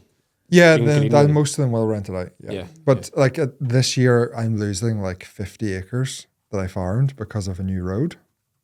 And I can't replace that. But is that rented? Rented. So I don't get compensation for it either. So the farmer gets the compulsory compensation? The person who owns it, yeah. Yeah, okay. Yeah. But yeah. But I don't complain about that because it annoys me that we don't build any infrastructure in this country. So I've just stayed out of it, even though it personally affects me. So you're happy they're building the road, but not happy it's through you? Yeah, it's just like I can't complain about how we can't build anything if I complain whenever it comes through my land. Yeah. You know, we're saying you're not really that fussed about expanding and... Well, it's not an option. Yeah. Would you if you could? Yeah. If it was cheap enough, of course you would. Yeah. But like in Northern Ireland, people don't realise this and it's never talked about, but legally we cannot replace sheds anymore. So if my cow house is built in 1995, it's going to have to be replaced pretty soon. And if I replace like for like the exact same building in the same place, I will not get planning permission for it. What? And that will not change. So farming in Northern Ireland, you cannot legally replace a building like for like. Same number of cows, same number of animals. See, we don't even need planning permission here to build a shed for You can't. No. There's permitted development, which is for small buildings. That also, you cannot do that anymore. Why? So why? Because of, this sounds like I'm making this up, but it's true. Because of ammonia emissions and there's some extra plants growing in bogs that they don't want. It's this is to do with the green algae and the... No. This is to do with little bog plants that are getting slightly too much nitrogen and they're replacing the native fauna that was there before. Honestly, it's so dumb you couldn't make it up. So what do you do? What will you do if it falls just keep down? patching it up. You have no choice. You either build it illegally and if someone reports you, you have to take it down and you're basically, if you spend £250,000 on it, you're out of business. Or you take the risk and that's a big risk. Can't you do what that farmer did? There was that farmer built, I think it was a farmer, maybe it wasn't actually, but he built a house and he just put a heap of straw But he had bales to take up. that house down. Yeah, he did actually. Did he actually take it Yeah, down? and it cost him like £1 million. Wow. Like he lost £1 million. But could you know, but a shed's maybe not, just put a big wall of straw bales up, then build your shed, but make it look like the old shed. Yeah, you're fine as long as keep no the one... front. Do you know like when they do listed buildings, like, you know, these things, you know, an old ruin, but they keep the ruined front bit? Yeah. You just keep the horrible bit at the front of your shed and the rest of it. But it's like the way that actually is the situation. That's sad. I know it's pathetic. I know. Whereas here, I'm sure here in Scotland, I can't speak for England. In fact, I know here in Scotland, you can build an agricultural shed up to 500 square meters or something. Yeah, I was going to say 100 metres long and 500 square metres. Yeah, that could be about right. Yeah, it must not be 100 metres. No, not 100 metres long. That's absolutely huge. What am I talking about? 100 feet? It's probably 500 square metres. 100 feet by, That's permitted development. Yeah. So you can do that here in Scotland, no bother. Yeah, I think you need to notify planning, but it's like just a That's gone in Northern Ireland too. Yeah. That's mad. So we can fling agricultural sheds up here. No it bother. really is mad. Yeah. It's the death of an industry. This is pretty depressing, right? But most of the things you say are depressing. People have this idea that laugh. agriculture is too important to fail, like that the country needs us. Okay, but every other industry, if you go back 100 years, there was people who said that, like about the linen industry, shipbuilding, car manufacturing, coal mining, iron, steel production. All of them industries were allowed to fail because the government no longer thought they were essential and that they would be cheaper for them and better for them to import the products. And that is exactly what the opinion of the people in government is of farming in this country right now. Did you see that clip in GB News of the guy saying they should treat farmers like the miners? I didn't see that. Oh, it's mental. Everybody's sharing it today. Well, if you're listening, we'll insert it in as well. And if you're watching YouTube, we'll insert the clip in. Farmers still get a privileged status for their farms, and I think that may or may not be right. I'm personally in favour of doing to farmers who want to go on the streets, we can do to them what Margaret Thatcher did to the miners. So just to be clear, John, you would beat them up? No, close them. I mean, there's an industry we could do without. So, okay, all right. So this got weird. So you would do to farmers what Margaret Thatcher did to miners, which was, she used very heavy-handed police tactics, followed by what? Putting them out of business. If people are so upset that they want to go on the streets and spray slurry on them, then we don't need the small farmers. Now, I'm not an advocate of GB News. I think it's great, to be clear. Do you like it? What is it? I don't like it at all. It's a bit sensational. What is it, like a radio? It's too like say things for effect. It's a counterbalance to the left the left wing news. Yeah, but it's better if it was just in the middle. It's too far. Yeah. Like I would argue that like Piers Morgan is more right of centre, or more centre certainly than like. I would agree with that. Than GB News is like. The things that annoys me about like the left wing news, they do as well. So it's like, just calm it down a wee bit. Yeah. Just the whole thing. Yeah. Anyway, that's right and left. We'll not get into that. But this clip is basically the guy saying that if farmers come down to strike, because I think not strike, but they're coming to protest. Yeah, and it's not even a protest. Rally. It's just a rally. Let's say. And this is a message to anybody that's heading to that. It's like, please think about. You have to behave, like you absolutely have to behave. Like you seriously lose the public, I think, if we step over the mark here. It's about making your voice heard. I think a good example was the Welsh farmers that went to the Welsh Assembly when they were and stood and they said their piece on the steps and everyone was peaceful and they left 1,000 wellies or whatever for the amount of farms that were going to be lost. Yeah. All that was fantastic. Great PR, great for farmers. Like we don't want to go like pure French on it. It's a big thing. But this guy basically said we should treat them like the miners and like basically we don't need, if they're going to kick up a fuss about this change, then we'll just shut the industry down. We don't need it. Yeah, we don't need small farmers, he says. But he's just saying what a lot of senior civil servants he's an ex-Labour advisor. Oh, jeez. That's the reality. And how does agriculture stop that? I think essentially they have to have the public support. Yeah, we do. And I think the public do support us. But they do. They do. But we're really struggling to get support on this issue with the inheritance tax. I said this to you whenever it first happened. This is a really hard issue to fight for farming on. Doesn't affect everyone, only affects a minority, and you have to explain it to the public. But does it only affect a minority? Yeah. Because most people can plan ahead. Yeah, okay. There'll be some people won't have options and will be caught. Yeah, because they're too late in their life.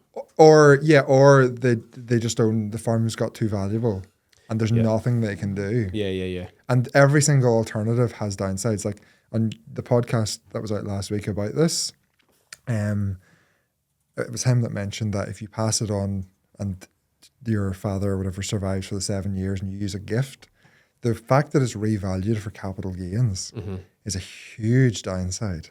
The fact it's not revalued. Yes, not revalued. Yeah. That's I thought before I listened to that, I was like, well, that's the obvious solution. Yeah. But there's always a catch. Same with trusts. Yeah. There's nothing is going to replace inheritance tax relief. Yeah. Or agricultural property relief. Yeah. Because well, you're right. They're not being revalued, but then and it won't affect land price. I know a lot. I think we said that in the podcast. It's like land is land. Like land is land. And it's still... I still want to buy it, and you still want to buy it. And it's still better than paying capital gains if you're a rich businessman. You know, if you have to pay your 20% tax. Yeah, you're still better. But getting a 20% on it is still better than 100%. Yeah, they're still going to buy it. Yeah. It's just not as good. Yeah. There's probably a good argument to that as well. But yeah, here's another take on the not being revalued thing that's just popped in my head. Does it mean that, I don't know if this is good or not right enough, but like your example, where it's passed down to you, it's a £4 million farm passed to you, and there's no payout, as you've said, because it's not been sold. Well, that's even more incentive for it not to be sold, is the fact that it's valued on, let's say a lot of these farms are valued on what they were when they were bought or handed over in 1980. Yeah, so you have it's another incentive to... Well, like if you can sell it, but half of it's going to go to the taxman, or you keep farming it and pass it to the next generation. Yeah. Yeah, but I mean, all of us everyone who's protesting this essentially owns the asset. And you never want to be arguing that your asset is less valuable. Do you know what I mean? Like for me, it's a huge advantage that it's been revalued, because if in 20 years farming is just not a viable business and none of my children want to take it over, which is a trend which is only set to increase. Yep. Why is that? Because the older generation are actively encouraging their children not to farm because they've had to live through it. That is a huge factor. Well, I mean, I came from that situation. I was actively encouraged not to get into farming, definitely. Yeah. Slightly different though, because my dad was a shepherd. So he was not on although a lot of farmers are on pennies, he was on absolute pennies for like working for somebody else and etc. So it's, you know. And there was no clear route into it. But you must have been very headstrong that no, I'm going to farm. No, mine's was all through a midlife crisis. Oh, really? When my dad died, it was just like... Oh, so you really took over the farm because it's a legacy for your dad? No, I didn't take anything over. No, literally just to help with my grief because I wasn't getting to work with sheep anymore. So I was like... But it was the association with your father that sort of was really motivating you? Yeah. Okay. It's just like, I just wanted to work with sheep because I'd worked with sheep with my dad, and then he died and I was struggling. I thought, I'm going to buy a few sheep. I bought 4 sheep to put in Mum's garden, and then it just went mental after that. But your dad telling you don't do this career, did that not sort of send you away from farming? Well, it did. I joined the police. That's why I joined the police for 12 years. So if you imagine a lot of the older generation are encouraging their children not to follow them to farm. That's 100% what's happening, because I'm just not sure on that one. Honestly, I'm not. I get your dad's generation being like that, but I wouldn't say. Yeah, my dad's generation. Yeah. And out in my dad's generation, I get them. But you're saying, it's a trend set to continue. Like, I would definitely encourage my kids to get into farming. Looking at the way the modern world is, having worked in the city, having worked in a not a 9 to 5 because it's shift work, but having worked in that environment, like, money is so not important. Like, it is, in some ways it's everything, but in other ways it's not important. That's I think that's your skewed though, because you've also got other streams of income. Yeah. See from... But I know you appreciate farming because you worked outside of farming. Yes, that's fair to say. And having a tech business. Yeah. Like that's made me appreciate farming more. Yeah. And folk always say to me, or when I left the police, like, why you want to leave the police, man? Far easier than farming. I used to always say the same thing. It's like, nobody's ever tried to stab me while I've been farming. Yet, I might add.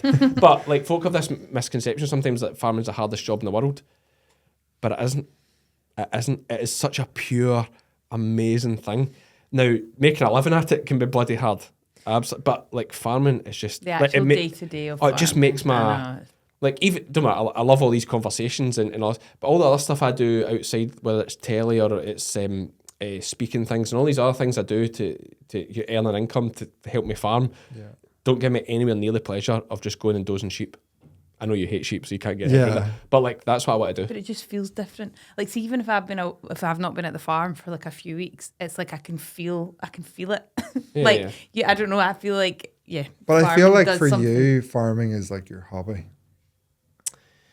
That's the way it sounds. Like, it's what you enjoy to relax and unwind. And whereas if your sole income and your entire life and working 100 hours a week is your farm, and you're making nothing out of it, and you spent 30 years at it, and all these people from outside your farm are telling you that you're doing a bad job and you need to do this audit and you have to Like you're fined for a pollution breach and something. Like your shed's falling down. Your shed's falling down and you can't replace it because it's not illegally allowed. Like if you do 100 hours a week for 30 years and you get nothing out of it. Yeah. You don't want that. Yeah, you don't want that for the next generation. Yeah. That's the biggest issue. If my children, whenever they're older, they want to farm, great. But I don't think I would be like desperately encouraging them to do it. Like I'm just middle of the road. They want to do it, fine. If they don't want to do it, that's also fine. Most foragers don't supply sheep and cattle with enough cobalt, copper, iodine and selenium, critical to digestion, immunity, reproduction and growth. When it comes to supplementation, there's a danger of under or oversupply. But when bolusing with Animax Tracesure, you can be sure every animal has enough for up to 6 months in one single application. Animax, giving what it takes. But you only work 40 hours a week? Or 30 was it you said? What did you say in your video? Them videos are very controversial. Oh, good man. Some of the comments, man. I've worked 100 hours a week for so... I leave out all the other stuff I do, which is like 40% of my time. Yeah. But yeah, no, I do. I hire a lot of staff and I make farming. Surely it's a great thing for your kids. I don't know. Farming is really tough. And that's just... Like I run a fairly large farm. Right, it's not the biggest farm in the world, but it's definitely enough. How many acres was it? Did we say that? 320 acres. Right, okay. And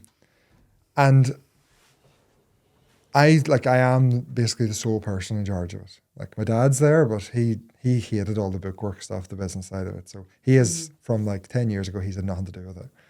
And I love farming, but it is a really hard way to make money. It is a really hard way. That goes back to what I was saying about. I suppose it's difficult for me to say. I suppose because we do have other income streams. I mean, our sheep don't make. I mean, it's actually ridiculous. Like our sheep don't make money. I know that sounds stupid, but it's mainly because we rent everything on seasonal lets. Like it's just, and probably some of it is that kind of vanity thing where like I just want to have loads of sheep. But again, sheep, all right, in the summer they're not that easy, but sheep are quite easy. Yeah. Especially in the winter. Yeah, I've always wondered what sheep farmers do all day. Yeah, well, like in fairness, sheep and cattle, dairy's different because it's all year round, but sheep and beef are like inverted. Like in the summer, cattle are really easy. Sheep are a nightmare. Fly strike, sore feet, mastitis, you get that a bit with cattle as well, fair enough. Lambs with joint ill, dying for just no reason, stuck in their back, try to get a shearer in. You're reminding me why I hate sheep. Yeah, a million reasons. Worms, constant bloody worms. Like, sheep are a nightmare in the summer. Then you get to winter, they get their bolus, they get their fructose. Shout out to Tracesure with the bolus. They get their fructose and they're out to their, set stocked in their winter pastures. It's pretty easy. Yep. Even more so for like your dad on a hill farm. Like you get them dosed and bolused, kick them up to the hill. Yeah. Like happy days. Aye. Or tuck them in their in-by parts and then kick them to the hill. We'll see at scanning time. Yeah. Like winter's really easy with sheep. Yeah. But summer's really hard and beef is inverted. Winter, it's the hard work. The hard work. You're feeding them every bloody day. They're in the shed. They have to be scraped out, mucked out. There's always things to go. I suppose that's one good thing with sheep. Like it's definitely easier to work hard in the summer. Oh yeah. Than it is to work and hard in the winter. And that's a nice time to work hard. Yeah, absolutely. Yeah, it is. I mean, that's why the sheep thing I think is a lot of benefits. You obviously don't like them. You don't need them. See, my history with sheep was that my dad had like 60 or 70 ewes. And as a teenager, bear in mind that I really did not like farming. I was constantly made go work with the sheep. Yeah, okay. It was like every Saturday was like, I have to do this with the sheep. And I was like, you're running a fairly big dairy farm. Why do you have to have 60 sheep? Yeah. Like a disproportionate amount of time went to sheep. And then I got to the age of 14 or 15 and I was like, I am point blank refusing to help you with sheep anymore. You're doing it yourself. And then our workman, who also was like really good with sheep, left at the same time. Yeah. So my dad had no choice. He had to sell his sheep. So I like it. Force them into it. Then, I suppose one thing, I haven't actually talked that much about the dairy stuff, but it's good. There's been interesting stuff. Why don't you have sheep winters on? Because we are extremely highly stocked. So because I can't rent or buy extra land, that's the limiting factor in my business. And I need every blade of grass I have. So why would I give my precious high quality grass to a sheep farmer and in return he gives me like £200? It's like sheep farmers are very smart. They've convinced They've convinced dairy and beef farmers that it'll make great silage if you graze your sheep, and they're like getting all this grass for free. It's like, this won't make the edit. Actually cut all this, will we? No, I'll leave it. I'm not joking. But no, my neighbour put sheep on. But everybody says it thickens out the soul of the grass. That's propaganda from the sheep industry. But I let my neighbour put sheep on like a couple of fields because clearly sheep farmers find it really hard to get ground around us. Like I'm asked like 20 times at this time of year, would you let me put sheep on? But I do let my neighbour put sheep on. But this year, I let him graze 4 fields with sheep, and then 4 fields weren't ready to be cut with my first cut silage, so I had to leave them for 2 weeks and cut them separately. And I'm like, never again. But I've done it again because he asked. But then it's nice that you've got a heart as well. Like, I would never get that watching your videos that you actually care. I do. I know. He's my neighbour, so I have no choice. Yeah, got to keep them sweet. He's an OG sheep game fan as well. So yeah, sure. One of What's the his name? Stuart Graham. Stuart Graham. One of the first 1,000 subscribers. He's very proud of that. That's amazing as well, because I spoke to you before. Like, it took me 14 months to get 1,000 subscribers on YouTube. So to find the sheep game at that early stage, like, shout out to you, some man. But interesting for all the dairy farmers out there, you do 5 cuts of silage. 4 cuts. I sometimes do 5's bad. You don't want to do 5. I've done 5 sometimes. Okay, I've heard you talking about 5. Yeah, but that was what I done 5 last year. No, it's just if you get off to a good start, and you have to cut whenever it's ready to be cut. Sometimes you'll end up with 5. Okay, but you don't want that. Okay, so you want 4. 4. You're big on testing your silage and talking things through. So anyone who watches your videos will see you doing proper tests on dry matter and protein and all this kind of stuff you get in silage. And it's all stuff like it's not that I'm not into it. I like learning, and that's partly what I like about your videos. You also do crazy stuff like you have farm maps.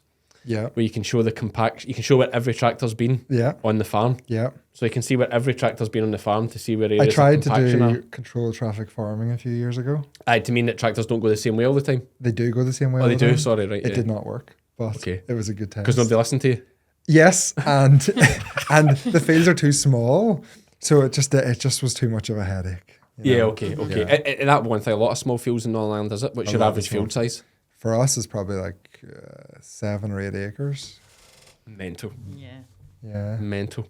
Like the farm I was brought up in, the average field size would probably be 30 acres. No way. Oh, really? Our farm's not like that. Oh, that's massive fields. Like the first 4 fields as you come off the road to us are all 45 acres. Oh, wow. Our biggest field is 17, and it's considered massive. So... Yeah, but 45 acres nowadays is too big. Like you're not. Yeah, like we've got like the 6 acre. Split that into 3. I bet you've only your hill. Like I are in by. You just need some wee in-buy parks for various jobs.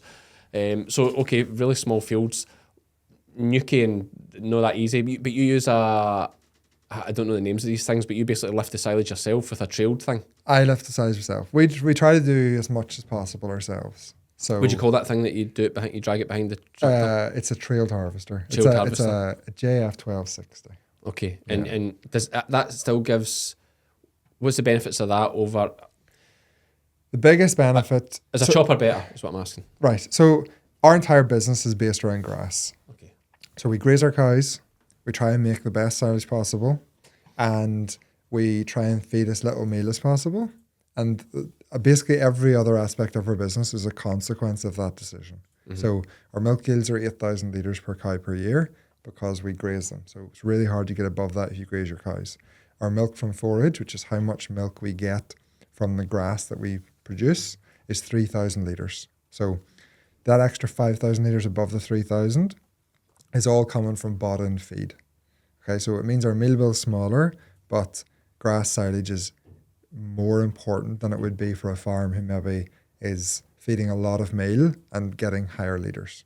So in order for us to control the silage making process to like perfection, because it has such big financial consequences if you get it wrong, it makes a lot of sense for us to do our own silage. So in Northern Ireland, where I live, is extremely high rainfall as well. We do not get good weather. So if you have a day or 2 days which happen to be dry, everyone in the entire country wants to do their silage, which means getting a contractor can be really difficult. That's the biggest reason why doing your own silage is a benefit. Cost-wise, I just say it costs the same because sometimes it can cost less to do your own, sometimes it can cost more. So it's easier just to say, it costs the same, but the benefit is you can do your silage exactly when you want it and maximize quality. And there's one other thing which is a big advantage, but no one ever really thinks about it, is for cash flow. So in the UK, GB, you have pretty stable milk prices because most of your market is for supermarkets, retailers, whereas Northern Ireland, we export a lot of what we produce. So our milk price historically has been way more up and down. And by owning the equipment, I can spend the money to buy the equipment when the milk price is good. And then I have a much smaller bill if the milk price is bad, because I'm only paying for diesel and a few extra people to help. So it really helps with cash flow as well, which is one of them things no one ever thinks about. And I'm going to ask you how you make better silage, but an interesting thing, do you know why Andrew keeps correcting himself when he keeps saying UK, GB, correcting himself? Do you know why he does that? Because Great Britain doesn't include Northern Ireland.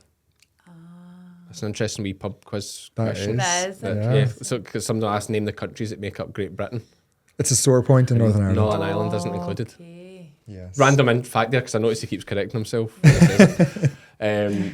So, how do you make better quality silage? The most important thing in the field is getting it cut at the right point.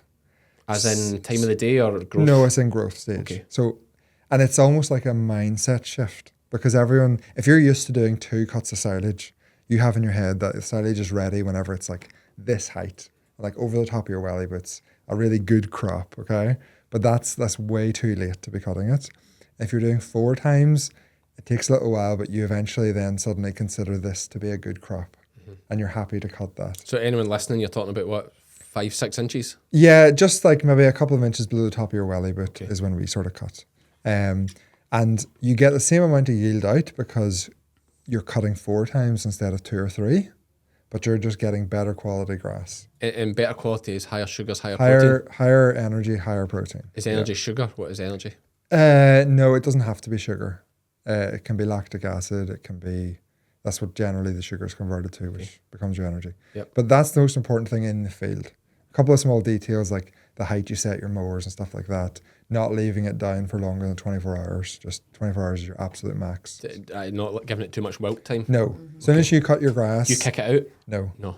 As soon as you cut your grass, it's dead. Yep. And it's using the energy to sort of respire. So you're losing energy every hour. So you don't want to leave it longer than 24 hours. And once it's in the pit and sealed, it stops doing that? No, it stops over time. So the second part, so you've got the field is important, but the silage pit is where everyone screws up.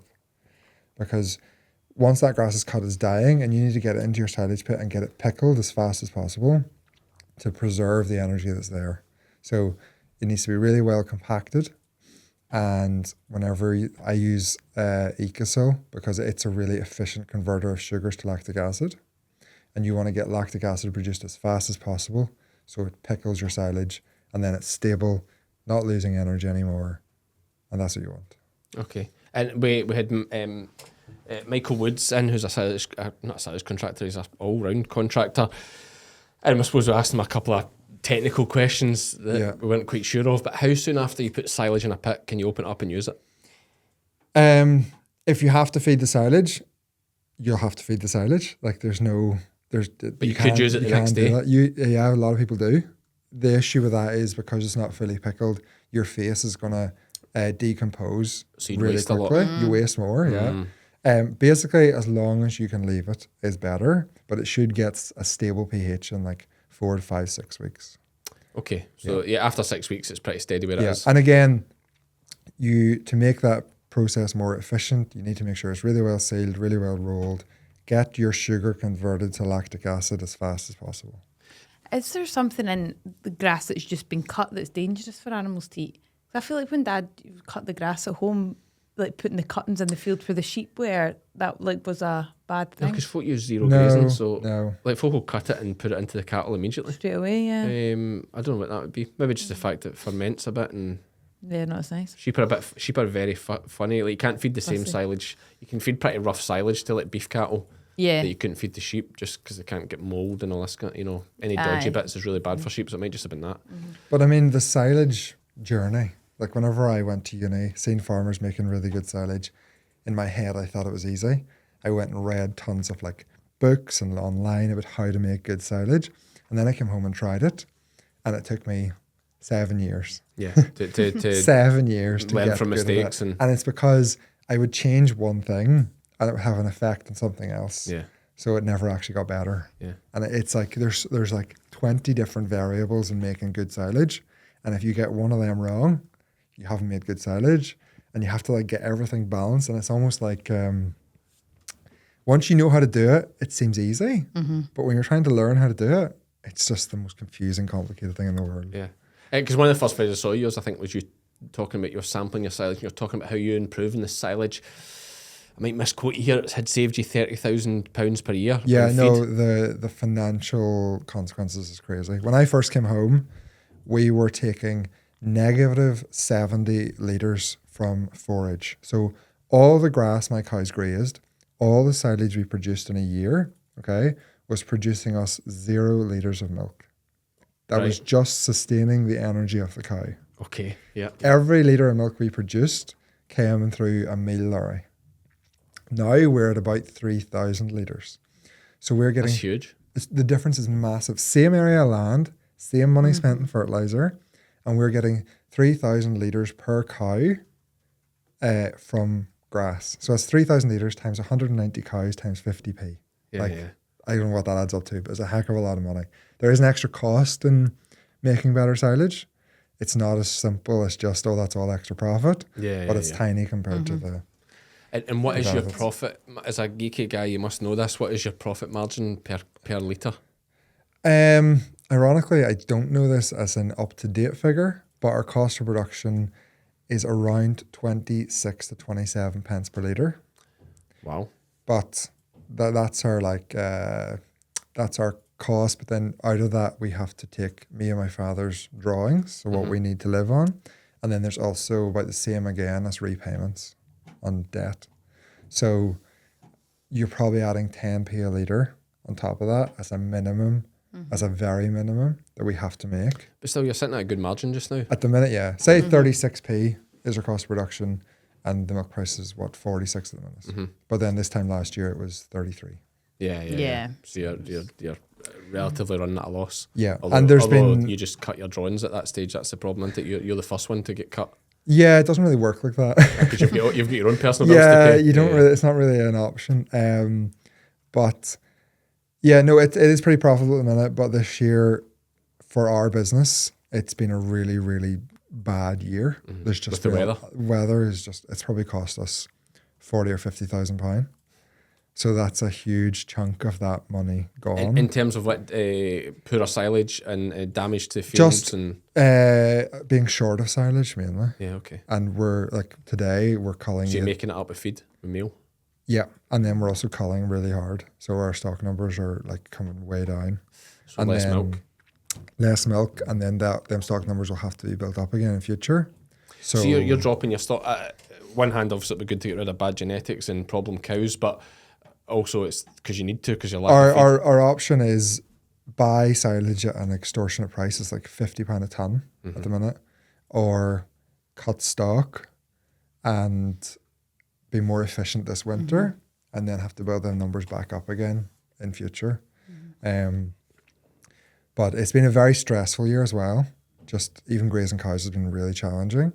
Yeah, so I'm at the point where it's like, I think I just would like a year with maybe a few less cows.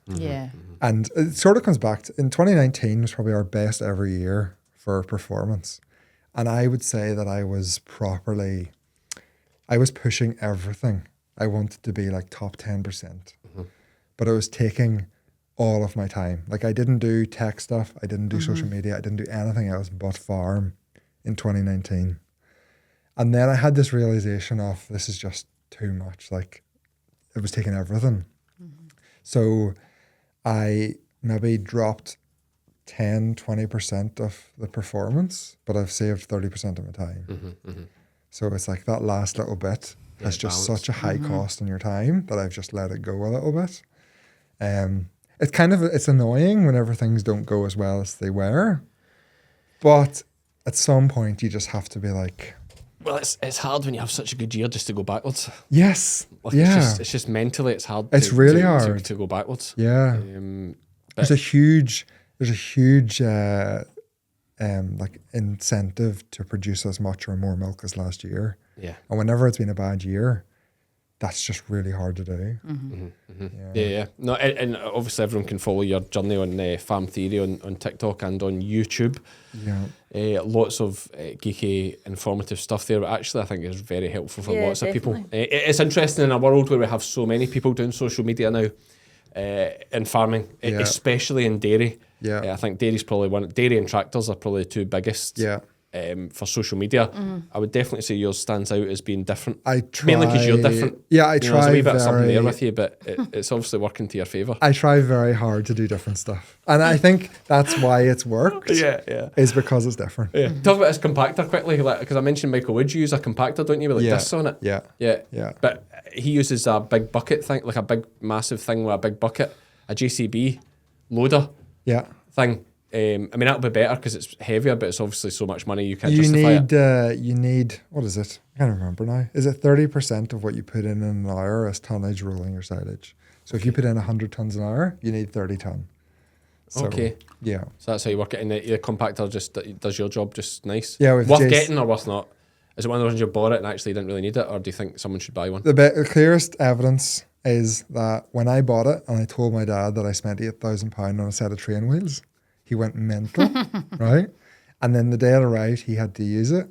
He's never complained about it since. There we go. So yeah, it must be all right. If he's not moaning yet, If he's not moaning, it must be all right. you must be fine. Is there anything else you want to add there about anything? No. No, quite happy. Yeah, Ready quite to happy. test this IQ. I'm really nervous now because if I do badly, He dropped an absolute this will bombshell. no. Tell us, Don't. I don't want to be that confident about this. he mentioned he's 143 IQ before we started the podcast, which it doesn't mean much to me. I But have. it sounds. It must I be have good that he wouldn't say shafted it. myself by saying it. You have, because I always think general knowledge is To so be different clear, to IQ. Cammy went to the computer and picked harder questions on purpose.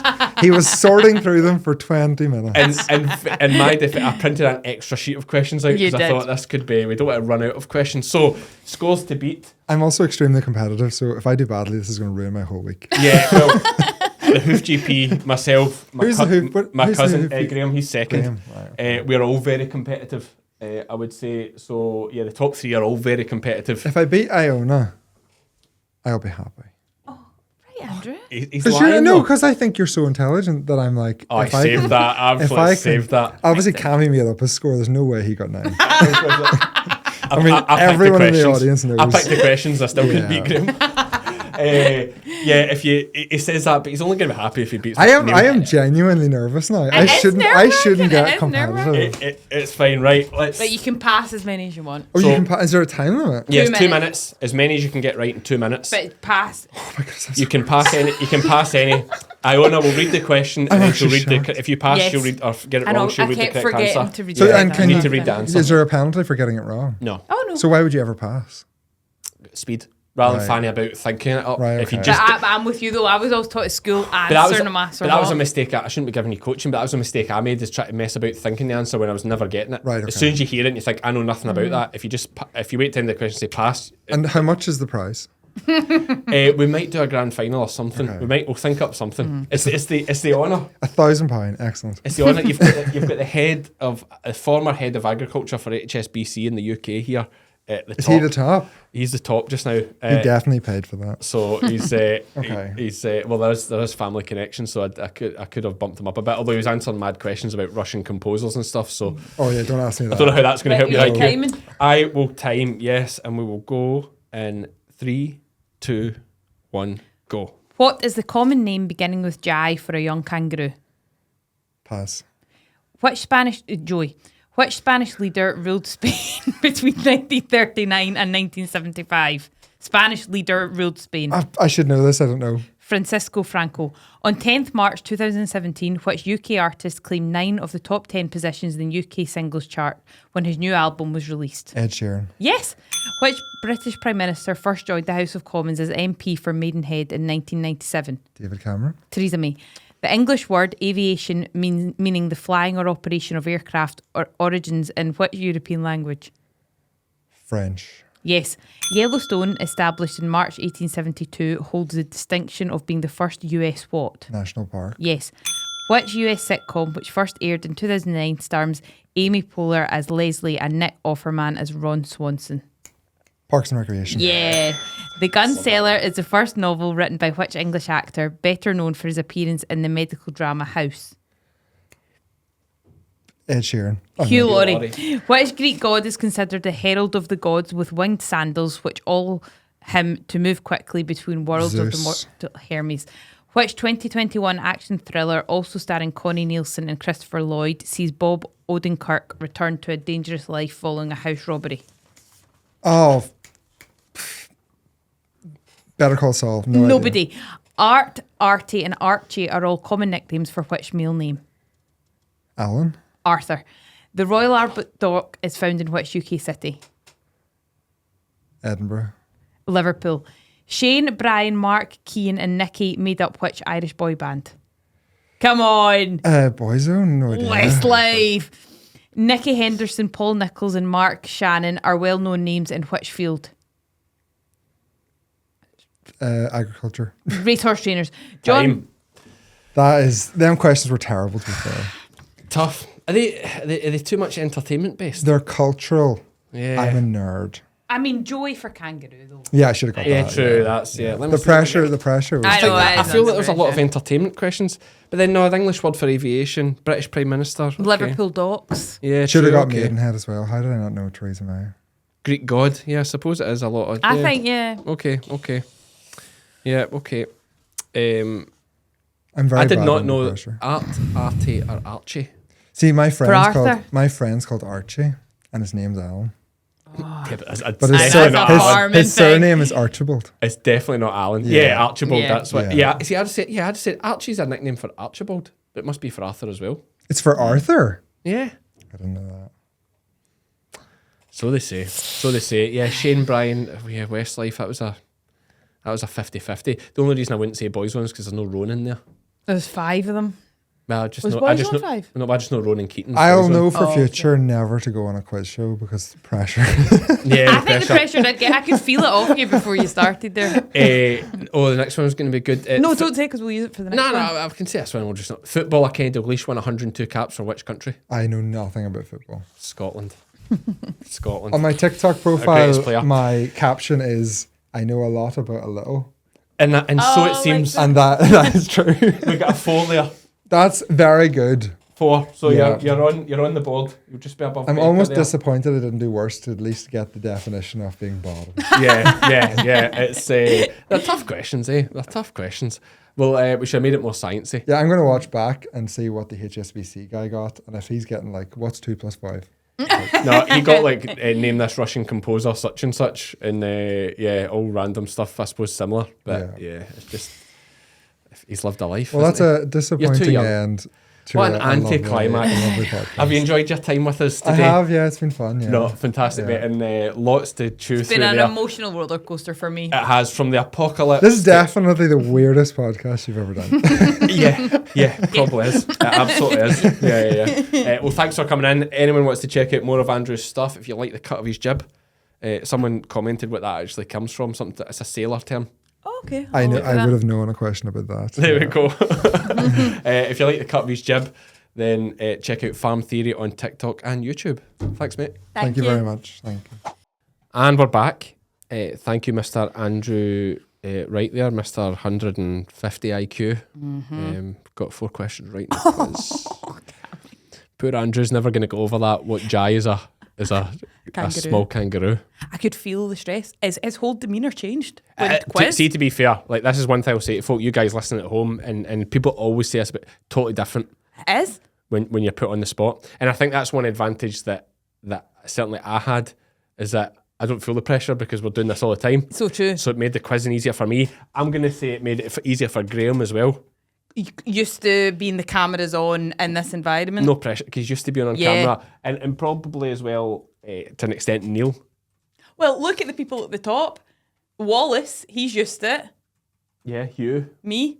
Yeah, that's a fair point. And Neil is used to high pressure meetings and answering questions on the spot. Ash actually said that he's so calm. Yeah, you know, well, he's used to being quizzed by board members and big executives and all that. I think it's a huge factor. Like I think would agree. We cannot discount the fact of the pressure of cameras on. You know, everyone's going to see this. Oh, I hope I get some of these right. Your brain's going, oh, please be, and then it just goes blank. Yeah, absolutely. So I think there's definitely a bit of that there. Although Andrew's on YouTube. He is fairly new to it. He is fairly new to it. We'll give that. Anyway, he was fantastic chat. Like he does so many good videos. He's done one recently about Bovair. Right. Which is this product, and his message is fantastic. He doesn't go hard on the human health side of things like many have done. He sticks, because he's very science-based, and as it looks just now, there isn't exact science to say it definitely is harmful to human health, but there is science to say that, well, it's a money spinner, because what happens is methane lasts in the atmosphere for 12 years. So for anyone who doesn't know, this is an additive that they're going to put in cattle feed to reduce the methane emissions of cattle. Yeah, but it's like, in its raw form, undiluted, it can cause infertility in males. It's a irritant, so it can be really bad for your windpipe and your airways and whatnot, and your skin. And there's various other issues with it that make it a very dangerous product in its raw concentrated form. Obviously, they've done tests and they say that when it's mixed with the feed, it's not as dangerous. I still have my doubts about that, like, because you're going to be exposing farmers to that for 30, 40 years in small doses. Like it's the same way like walking through a straw shed. Walking through it one day isn't an issue, but working in a straw shed for 30 years, that's how you get farmer's lung. Yeah. Yep. You know, because you can't see all the shit you're breathing in every day. Yep. You know, I always wear a mask in lambing sheds. Like, do you? Yeah, because my dad was bad with it. Like, okay. And it's just years of working in straw sheds. And so, did he have farmer's lung? Yeah, it was a smoker as well. Right. So his lungs weren't good anyway. But yeah, that was a big impact on him as well. Was a bad cough, and the doctor said a big factor of it was the damage from chemicals, and not so much chemicals, from stew. Yeah. And breathing in. Don't know, my dad was from the days of you stood over the dipper. Yeah. Smoking a fag. Splashing in your face. Splashing it, soaked. You finished the dipping day. And this was back before when dips were... God, so concentrated. Yeah, well, just and so deadly. You know, we only work with our OP dips now, but before they had other more dangerous chemicals. And yeah, he's, as many of you know, he died like riddled with cancer, and like, could have got it for anything. Yeah. Could have get it for the fags, could have got it for the dip, could have been weed killers and all sorts of stuff you worked with over the years. So yeah, I'm very fussy about lambing sheds and folk watching our lungs. Yep, but some you can control. Yeah, oh definitely. And plus I used to find it, because I used to run a lot, I would find it, so I used to go to Northumberland do night shift lambing. But I would go a run after the night shift. Right. But I could feel it in my lungs. Really? Yeah, you could feel it heavy in your lungs, like after the night shift, because you've just been breathing in straw all night. So I really got in a way of what I actually did was get a snood, like a buff. Oh yeah, and just put it over. And just keep the buff over my face if I'm moving about, with the sheep moving about or whatever. So there you go, something else to think about. Do you know something else we need to do? We're going into a tangent here and dragging this one out, but we need to do a message, and we'll probably talk about this more in the lead up to lambing, that a lot of people don't realise is that in the lambing shed, so people are well aware that pregnant women shouldn't be near the lambing shed, okay? And we were well aware of that. So we had Lizzie in the lambing shed, like all gloved up, arm length gloves and all that, full waterproofs and stuff. But what we didn't realise is that the virus, this this abortion virus that you get in sheep that can affect humans, it can be airborne. Yeah. So it was Kaz, who's been on the podcast before, the very handsome vet. And shout out to Kaz, he's just had a daughter. Has he? Kaz and Hattie just had a beautiful daughter. Oh. Congratulations to them. And to everyone at the Chesters. So he messaged me, says, "Oh, you shouldn't have Lizzie in there. This could be airborne." And I was like, "Oh, right, thanks, mate." Yeah. So after that, kept Lizzie out it. And we got a message from someone. Sorry, I don't remember their name. They probably won't see this, but we got a message from someone after lambing time, I think it was, or midsummer, asking if we would do a message saying that they had went in the shed. Really? Thought all the same as we did, gloved up and all that. And then they caught this virus. And I believe their son was then born prematurely. And I think she said he had cerebral palsy, or certainly severe difficulties, health difficulties, all off the back of the lambing shed Right, okay. and that complacency of not realising it's airborne. Yeah. So really vitally important. And I'm going to talk about this a lot, I think, in the lead up to lambing, just to make sure everybody hears the message that just don't risk it. No. I know it's hard to stay away, but just don't risk it. No. You know, by all means, drive around to using lambs outside and do things like that. But yeah, stay away from pregnant females in the lambing shed. We're lucky because we didn't have any. You know, we got away with it because there was no abortion. But you could so easily been caught out. Yeah, so yeah, that's my message. Yep. End on a depressing thought there, but an important message. Are we doing a Friday chat? It's going to be a struggle. Is it? Are you chocker this week? It's just hard to get. But getting messages, I'm getting lots of messages asking where the Friday chats are. I know, I do too, but it's just so hard to fit them in. We'll try, guys. I can't promise anything, but we'll try. Okay. Thanks for listening to this one, as always. Thanks to our sponsors, Crystalyx and Animax Tracesure. I've been Cammy. I've been Iona. And we are all fed by farmers. Welcome to the podcast. Right there, harvesting. I think bring that back.